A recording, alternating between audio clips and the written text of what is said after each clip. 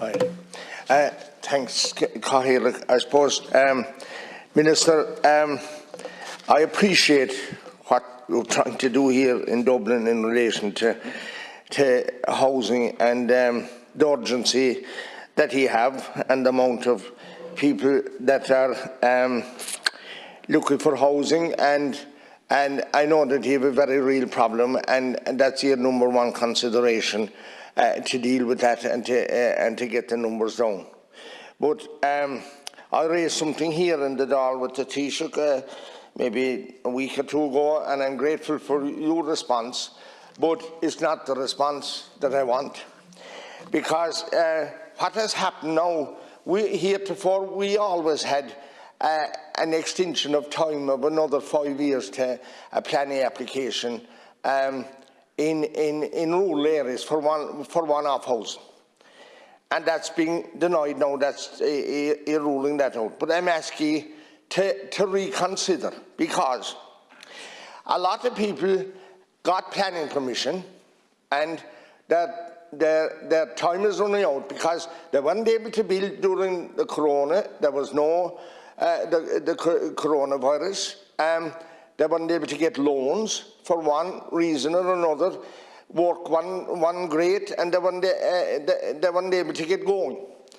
And now they're in another conundrum because material has gone so expensive that for the foreseeable future, many of these won't be able to get going or to start building their houses. There's also a scarcity of contractors, and there's a lot of different problems. And you know, maybe you don't know, Minister, there's an awful problem in getting planning in rural Ireland for a one-off house. And you get over all the hurdles, and further information is sought, and the further information is satisfied, and the planners duly grant. And what happens then? It's appealed to Board Penal. And the record is now that 90% of the decisions that are appealed to Board Penal are being refused. And they're being refused, even though that an inspector that comes down and gives his view that the permission should be upheld. Lo and behold, what did the board do? The rest of them that were never down in Kerry, they refused the permission. And many of these people that have appealed these objections, the most of them are vexatious. So what we're going to do now, for the people that have planning permission, put them through that rigmarole again.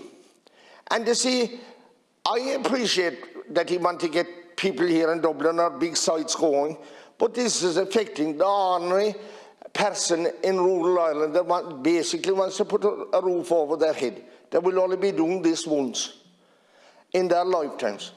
I understand what's happening here in Dublin.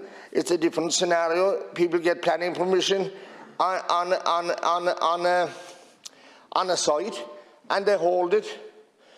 They hold it for so long, and when they see the time is ripe, they sell it off again. And the next owner does something else with the planning and maybe increases the density or whatever and makes it more valuable, and they're holding the thing up. I appreciate that, Minister. But the scenario that I'm outlining to you is totally and absolutely different, and I'm asking you to change that. Surely it must be affecting deputies in other rural counties like Clare. Sure, I understand he must have had the 5-year extension as well. So I'm asking you to look at that again, Minister, because it's hurting people. And what it's going to do is stop people of building homes. And I know that's what you want, is people to build homes. This is actually hurting and will stop people, because they can't get going right now. They can't get loans. They can't meet new exorbitant building costs at the present time, and they're trying to get on their feet because they weren't working for a couple of years, and there's many other little reasons like that. There are big reasons to the people that are held up because they wouldn't have sought planning permission in the first place. This is for themselves. It's not sites for sale or anything like that. Just sites to put a house on, to put a roof over their own heads, and in the young couples, the case of young couples, just to rear their families, and to maybe keep the local school going, because numbers are going down in rural areas, in places like Shrown that I represent, and the people that I adore there.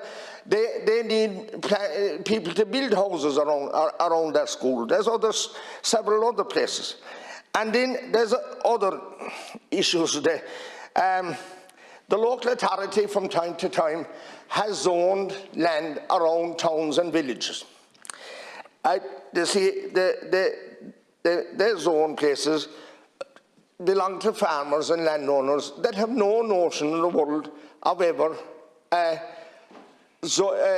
selling their farms, or and building houses in them, and it makes a place, when it is zoned, it makes it more